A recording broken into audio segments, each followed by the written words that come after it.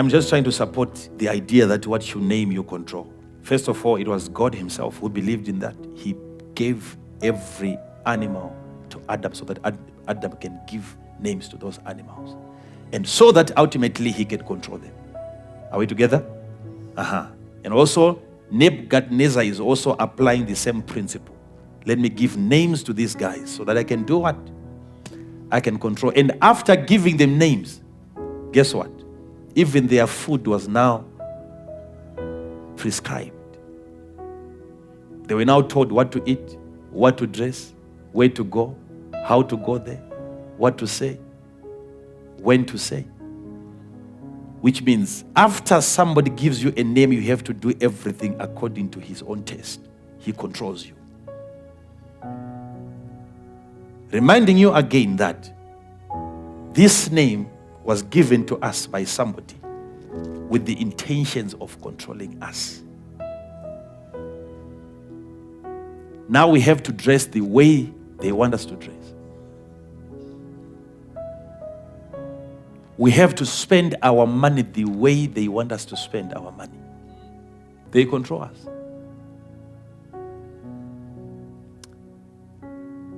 I was looking at some articles some other time, and I was looking in some preachers that are there, and most of them were American preachers that are blessed. They have got their own pieces of lands and their own money, and there were so many negative comments that were being thrown to these guys but especially if you look at some of the questions that were asked,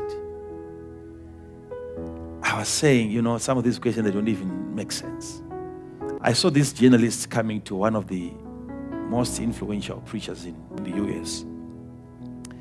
And she was questioning him. She said,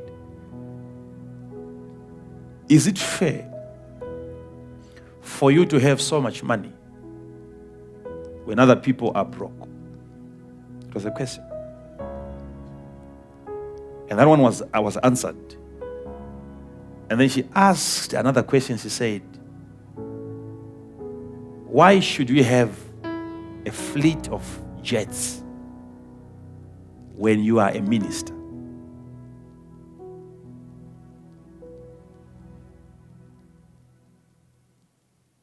A person like you, you're a minister, why should you have a fleet of jets? But listen at how she finishes her question. When you are a minister.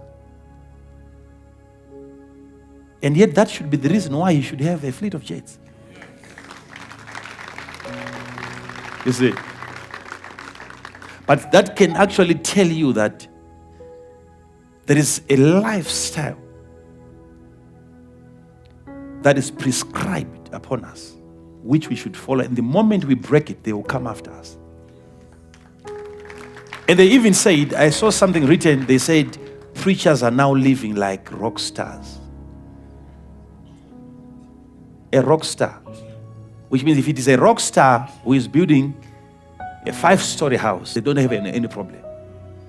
But tell me, rock, what is rock? What is rock? What are they saying when they are playing rock?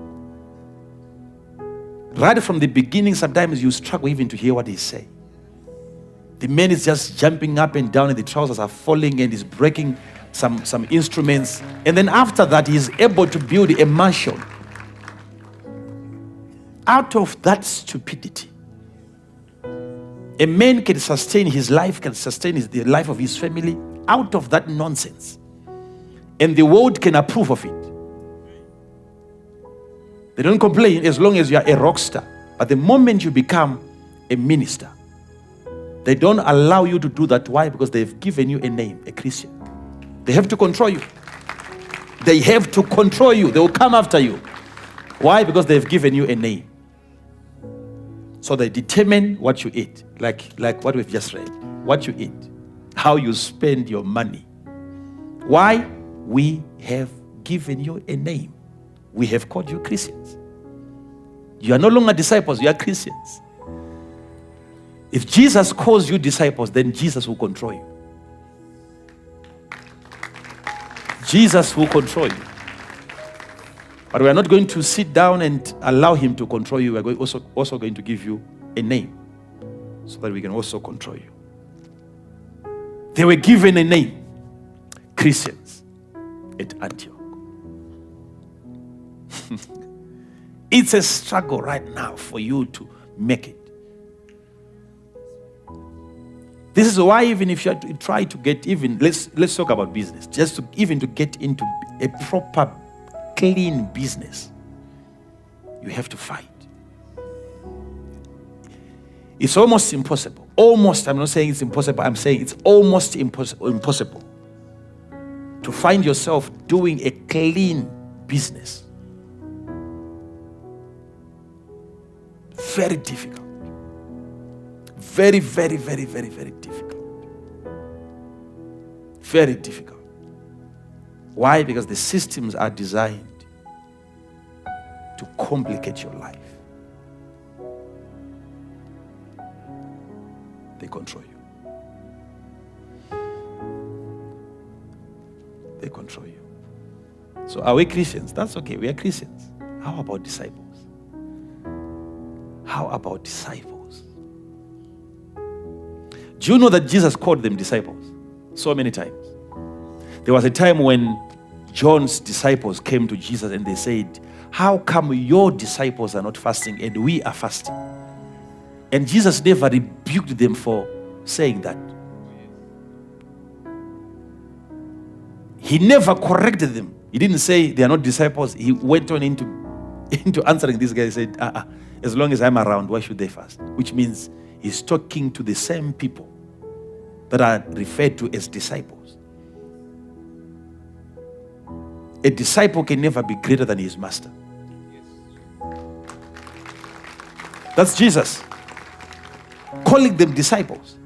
Jesus said, go and make disciples of all nations, not Christians, disciples.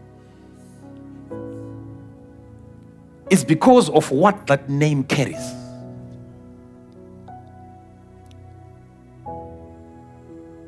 The name Christian carries something,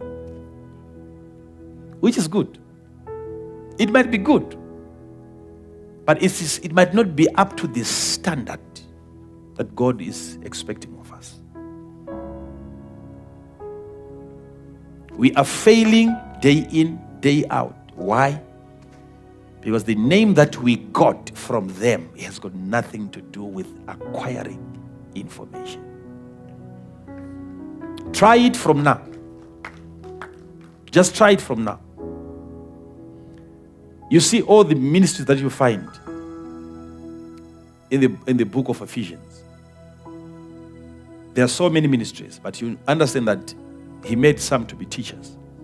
You understand that, right? Yeah, some to be prophets and apostles. Are we together?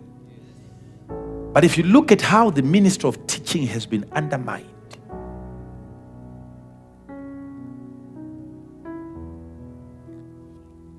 how the teaching ministry has been undermined. How many preachers have you seen on television written teacher, so and so?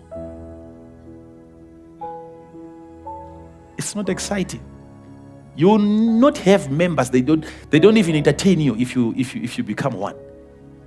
So all of us were trying to run away from that. Why? Because you can't be a teacher to Christians.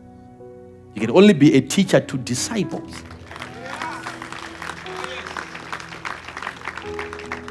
Because a disciple is a learner. We went through all that. Right from the name, there is an edge for you to learn. The moment they call you disciple, hunger is created from within you to want to learn more. Names are very, very important. Names.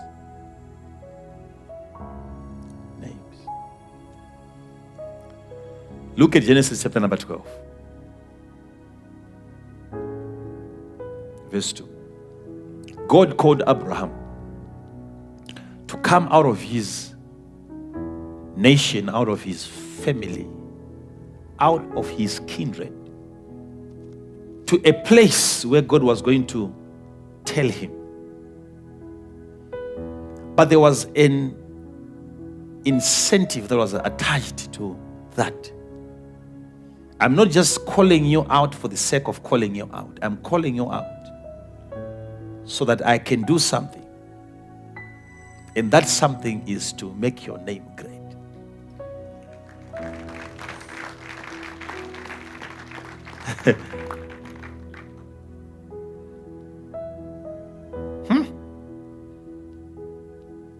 And I will make of thee a great nation, and I will bless thee. And how is he going to bless him? How? How is he going to bless him? By making his name great.